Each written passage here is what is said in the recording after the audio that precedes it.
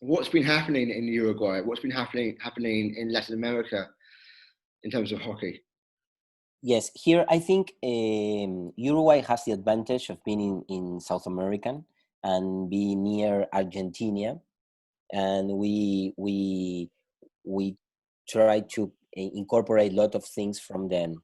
I think hockey has been growing a lot. We have a moment that in the starting of the 2000s that we in 2000 Uruguay was South American Championship, defeating Chile in Chile. In women, I'm talking about women. Then they qualified for a World Cup qualifier. They qualified for the first time for a Pan American Cup, and in 2003 we won our. I think it was our big prize, that was the bronze medal in the Pan Am Games of Santo Domingo, Dominican Republic. That's big. Yes, that was a big moment for the Uruguayan hockey, for the women hockey here in Uruguay.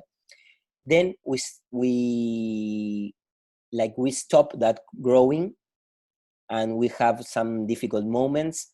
And in 2010, the Hockey Federation started with this coach Gonzalo a long-term program and start working a lot with the young talents, with the young teams, under 14 for the national team, under 14, under 16, under 18, in order to make a long process.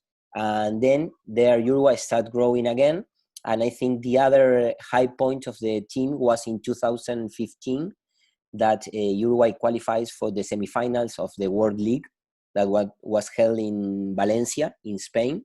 There it was the qualifier for the Olympics, and they play Great Britain, Germany, Argentina, Spain, Canada, Ireland, South Africa, and Uruguay has very good results, apart from not winning, but there were very good results, having a 2-2 against South Africa, a 3-2 loss in the last minute with Ireland, that Ireland 3 years later was silver in the World Cup. It was a near result, a 2-0 with USA. There were good results for Uruguay. That was another big moment for the national team. And then in 2016, Uruguay was again a South American Championship in Peru, defeating again Chile. And nowadays we are like having all that process that was started in 2010. Now it's resulting in having better players, more prepared, very good young players that are developed in synthetic pitch. Now before we have our first synthetic turf in 2000. Then in 2007 we have the second one, but there was sand pitches.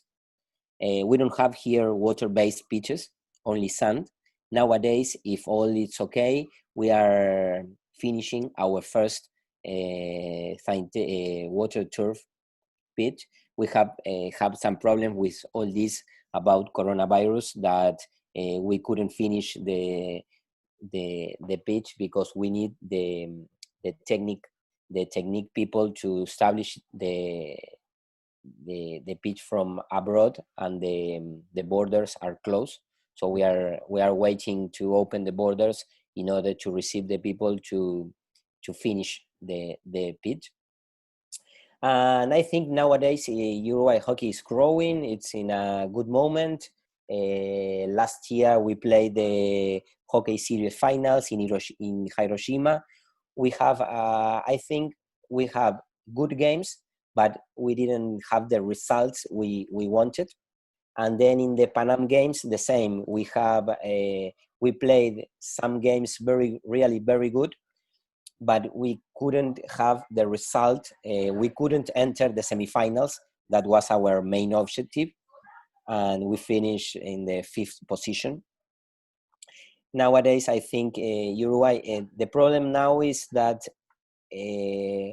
all the countries, all the main countries, Argentina of the continent, Argentina, Chile, USA, Canada, are becoming professional. The players are becoming or semi-professional. They have an income. They have earnings from playing in the national team. They have a lot of support from the state, and in order to travel, to play friendly games, to practice, and we don't have that. That's a problem we have, because here it's totally amateur. The players are totally amateur. They have to pay from themselves the trips. We have to travel to play a tournament, and the players play that they have to play it. They have to pay it, and we have little support from the state. And that's it. Nowadays, that how the sport has grown all around the world, not only in the continent. It's difficult to be competitive with that countries.